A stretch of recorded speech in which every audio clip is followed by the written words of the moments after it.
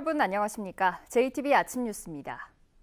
오늘 아침 최저기온은 영하 3.7도에서 영상 1.3도 분포를 보이고 있습니다. 일부 지역에 안개가 끼어 있어 출근길 운전에 주의가 필요합니다. 가시거리는 진안 주천 70m, 장수 100m, 익산 함라 540m 등입니다. 오늘은 대체로 맑고 일교차가 크겠습니다.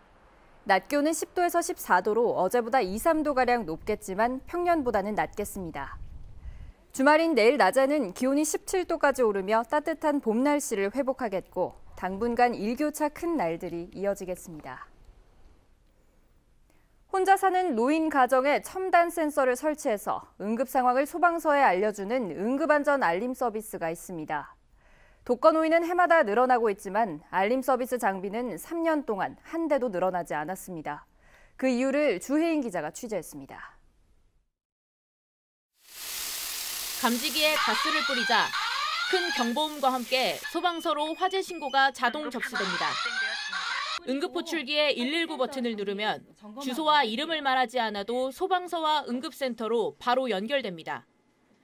지난달 허리를 다친 원양순 할머니는 응급호출기 덕분에 바로 병원으로 갈 수 있었습니다. 그거 올라가서 뛰다가 그냥 털썩 주저앉았네. 뭐 꼼짝을 못 하겠어요. 그래서 그 안집 아저씨하고 같이 119 이걸 눌러가지고 119 타고 갔어요.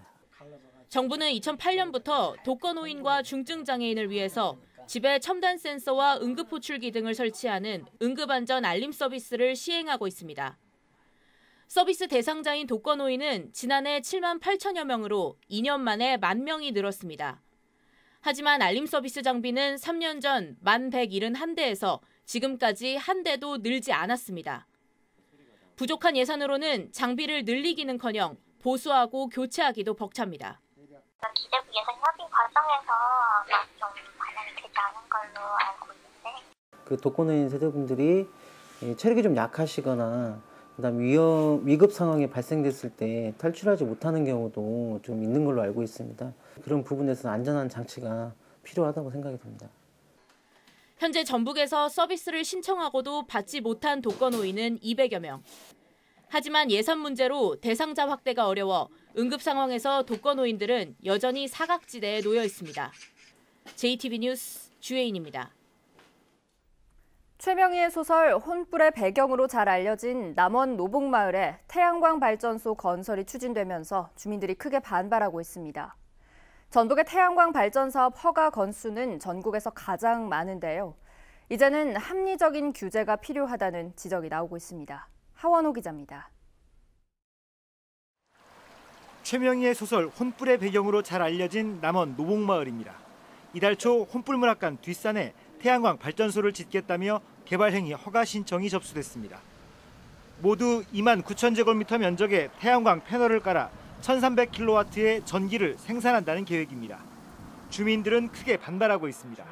혼불문학관 뒷산에 태양광 발전소가 들어서면 마을 경관을 크게 해친다는 겁니다. 이곳에 병풍처럼 태양광이 들어서면 이거는 그 혼불 정신을 위배가 되고 마을 경관을 훼손하고 있는 것이기 때문에 주민들은 태양광 발전 허가를 내주지 말라며 시장실 앞에서 농성을 벌이기도 했습니다. 남원 시민과 지역 주민 혼불 문학마을에 피해가 없도록 현명한 판단을 해 주시기 바란다. 남원시는 주민들의 의견을 최대한 검토하겠다는 원론적인 입장을 내놨습니다. 저희가 충분히 검토해서 우리 지역 주민들의 뜻이 여기 있다 이런 점을 유념해서 시장이 충분히 생각하겠습니다. 하지만 10,000kW 미만의 발전소는 주민 의견 수렴 절차가 의무화돼 있지 않아 곤혹스러워하고 있습니다. 전라북도의 태양광 발전 사업 허가 건수는 17,400여 건으로 전국 최고 수준. 사업자와 주민 간 갈등도 끊이지 않습니다. 하지만 태양광 발전소 입지 제한 조례가 있는 곳은 전주시 한 곳뿐이고 나머지 시군은 법적 효력이 없는 지침을 통해 규제하고 있습니다.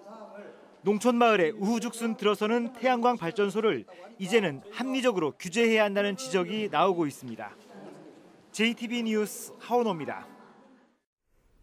한 남자가 외제차를 타고 백화점에 온 여성들만 골라 관심이 있다며 똑같은 메시지를 보내고 있습니다. 주차하는 여성을 지켜본 뒤 차량에 붙은 전화번호로 연락을 하는 건데요. 범죄에 대한 우려의 목소리가 높습니다. 정원익 기자입니다. 백화점 지하 주차장에서 주차하고 내리는 모습을 봤다. 그걸 보고 마음에 들어서 연락처 보고 연락하는 거다. 외제차를 타고 홀로 백화점을 찾은 여성에게 최근 한 남자가 보낸 메시지입니다. 게다가 지난 설 명절에 봤다는데 지금은 벌써 한 달이나 지났습니다. 이전에 우리 회사에 다른 사람이 그런 문자를 받았다는 얘기를 들은 게 있어서 이 사람 진짜 이상한 사람이라고 하고 무서워가지고. 문제는 이 같은 연락을 받은 여성 외제차 운전자들이 한둘이 아니라는 겁니다. 4만 5천 명이 넘는 회원을 둔 전북의 한 유명 인터넷 카페입니다. 여러 지인들이 이 같은 일을 겪었다는 글이 올라오자 자신도 그랬다며 무섭다는 댓글이 줄줄이 달렸습니다. 결혼을 했다고 밝혔는데도 차 한잔 마시자며 집요한 모습을 보였다는 댓글도 있습니다. 백화점 CCTV를 통해 모자를 눌러쓴 채 자신의 차량 주변에서 서성이는 40대 환자를 확인한 여성도 있었지만 신고는 하지 않은 것으로 알려졌습니다. 저희도 뭐 잡고 싶죠. 그런 게 이제 저희 백화점 내에 있는 직원들끼리 다 보니까 뭐 이제 유심히 왔다 갔다 하면 좀 보죠. 보안팀에서 이제 수시로 이제 조사하고. 경찰은 피해 여성들이 불안감 조성 등을 이유로 고소할 경우 수사에 나서겠다고 밝혔습니다. JTB 뉴스 정원익입니다. 군산시가 전북대 군산병원 예정 부지를 오는 5월부터 직접 매수하기로 했습니다. 병원 사업 부지가 확정된 지 2년 만에 토지 매입이 이루어지게 됐습니다. 김진형 기자입니다. 지난 2016년에 확정된 전북대 군산병원 부지입니다. 오는 2022년까지 10만 제곱미터 부지에 500병상 규모의 종합의료시설이 들어설 예정입니다. 그러나 아직까지 토지 매입이 이루어지지 않고 있습니다. 전북대 병원이 타당성 영역 조사를 다시 하는 등 추진 의사를 분명히 밝히지 않다가 지난해 11월 뒤늦게 사업을 추진하기로 확정하면서 늦어지고 있습니다. 전북대 군산병원 건립이 더 이상 늦어져서는 안 된다는 판단에 군산시가 직접 나서서 오는 5월부터 토지를 매입하기로 결정했습니다. 군산시는 다음 주에 의회의 동의를 얻어 1차 매입 예산 50억 원을 확보할 계획입니다. 토지 매입에 모두 200억 원이 들 것으로 보고 순차적으로 내년 9월까지 토지 매입을 끝낸다는 방침입니다.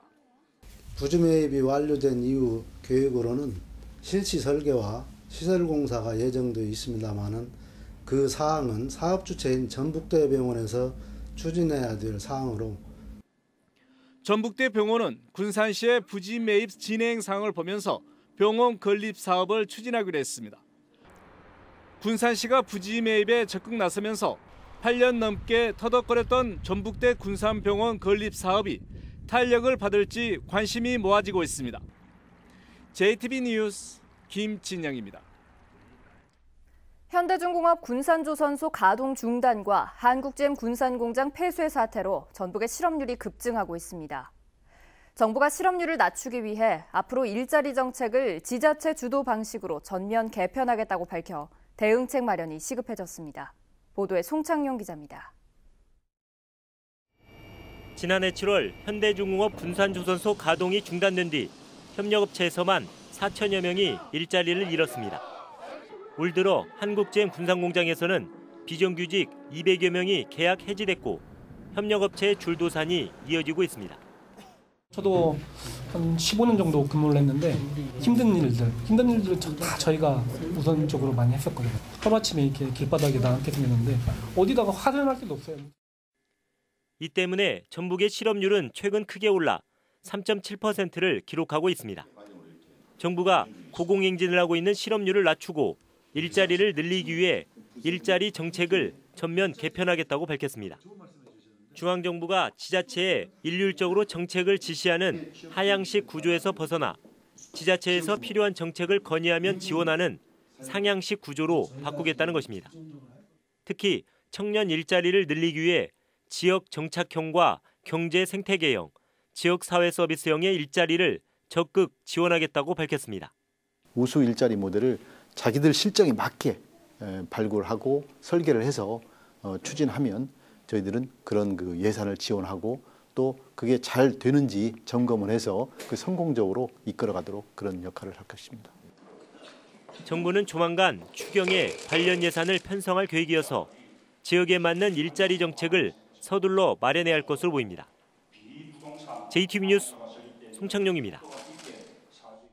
익산시가 소외계층 노인들에게 사랑의 밥 한 끼 나눔 행사를 진행했습니다. 군산시가 문화적 도시재생 공모사업에 선정돼 국비를 지원받습니다. 조창현 기자입니다. 익산시 노인종합복지관이 관내 독거노인과 저소득층 노인 300명을 대상으로 사랑의 밥 한 끼 나눔 운동 행사를 진행했습니다. 노인복지관은 학생과 기업, 유관기관의 후원을 받아 소외계층 노인들에게 앞으로 식사와 함께 밑반찬을 제공하는 나눔 운동을 확대해 나가기로 했습니다. 군산시와 펌빌리지 협동조합이 문화체육관광부가 주관한 문화적 도시재생 공모사업에 선정돼 8천만 원의 국비를 지원받습니다. 군산시는 현재 근대마을 조성 사업이 진행되고 있는 신흥동 일대를 중심으로 마을 이야기 제작, 공방 운영 등 주민 공동체 프로그램을 진행할 계획입니다. 정읍시 보건소가 국가 암 검진 사업 평가에서 도내 1위를 차지했습니다. 정읍 지역의 암 검진 수검률은 56%로 전국 평균 수검률보다 10% 가까이 높은 것으로 집계됐습니다. 남원시 주천면 용국마을 산수유 꽃축제가 이번 주말에 열립니다. 용국마을 산수유 군락지는 100년 이상의 수령을 자랑하고 있으며 축제에서는 가족 동요대회와 가요제, 산수유 돌담길 걷기 등 다양한 체험 행사가 열릴 예정입니다. 돌담길 사이사이 그 옛날에 보셨던 옛날 그런 정취가 살아있는 곳입니다. 꼭 한번 오셔서 뭐다 왔다 구경하고 가셨으면 좋겠습니다. 우죽은 노인재능 나눔활동 지원사업 참여자 발대식이 200여 명의 관계자가 참석한 가운데 열렸습니다. 노인재능 나눔활동은 재능을 가진 만 65세 이상 노인들이 안전 예방과 상담 안내, 학습 지도, 문화예술 등에 종사하면서 1인당 월 10만 원의 활동비를 받는 사회 참여 활동입니다. JTBC 뉴스 조창인입니다. 전북지방경찰청은 지난 1월부터 최근까지 모두 23건의 공직선거법 위반 사례를 적발해 관련자 28명을 수사하고 있다고 밝혔습니다. 유형별로는 금품과 향응 제공이 10건으로 가장 많고 후보 비방과 허위사실 유포 5건, 사전선거운동이 3건으로 뒤를 이었습니다. 경찰은 예비 후보자 등록 마감일인 5월 22일 이후에는 적발 사례가 더 늘어날 것으로 보고 있습니다.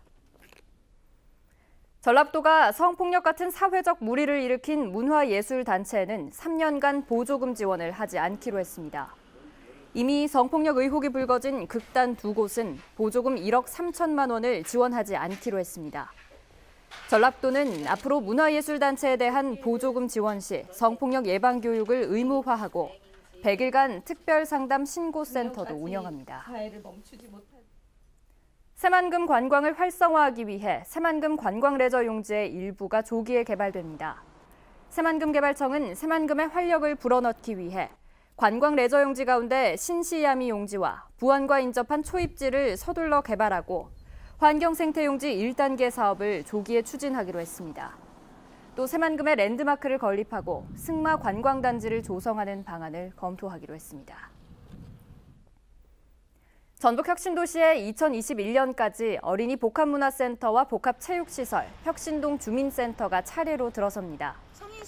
전주시는 온빛초등학교와 병설유치원 부근에 100억 원을 투입해 어린이 도서관, 장난감 도서관, 안전체험교실 등을 갖춘 어린이 복합문화센터를 2020년까지 조성할 계획이라고 밝혔습니다. 또 2019년까지 113억 원을 투입해 복합체육시설을 짓고 2021년까지 혁신동 주민센터를 건립할 계획입니다.